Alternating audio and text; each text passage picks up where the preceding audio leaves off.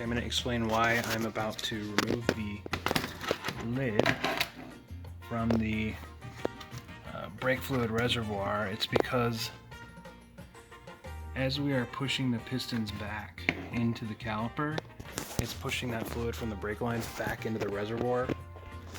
And if it's pressurized, there's a rubber seal on here, it's pressurized, then it's going to be harder to push those pistons back.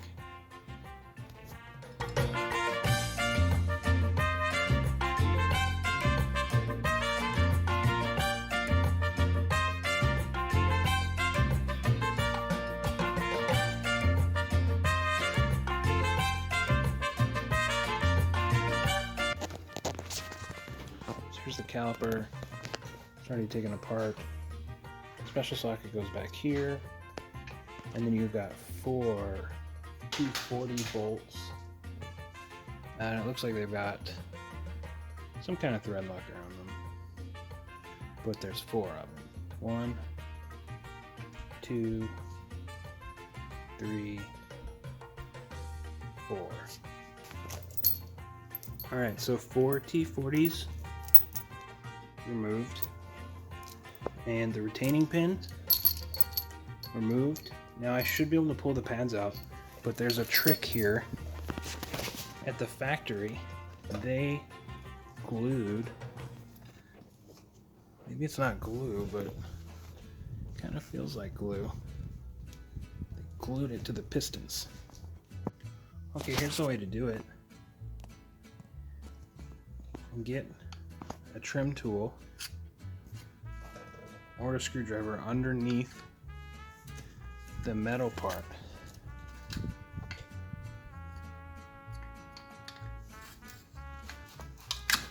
Because that's what the piston's glued to.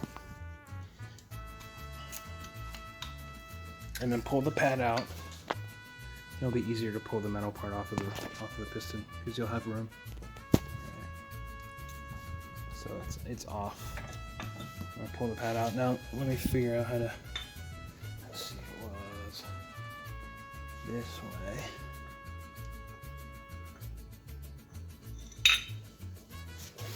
Damn. Okay. All right. Well, that was easy. That's the way to go. Do that.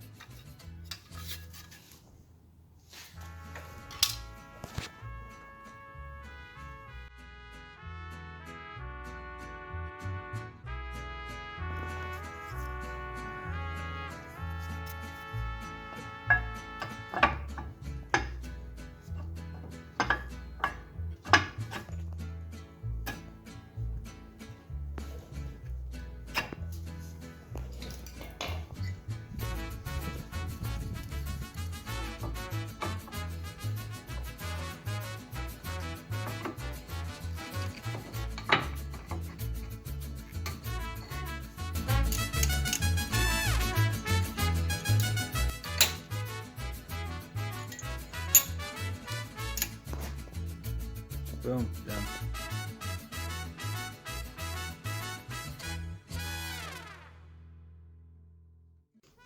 Okay, so the rear brakes are refreshingly simple. You don't need any Loctites or special bits. They've got 2 retaining pins, for which you'll need a punch. 1, 2, and there's a spring clip. That's that. Here's the part I'm going to use on the back.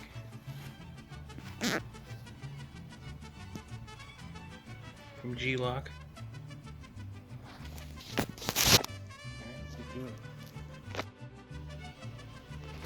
So here's the strategy. Got a small hammer. Got a punch. what I'm going to do,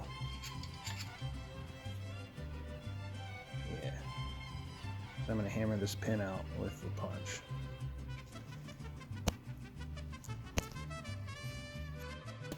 Okay, so as you remove the punch, the spring clip, which is under tension here, yeah, can potentially go flying, so be careful with that.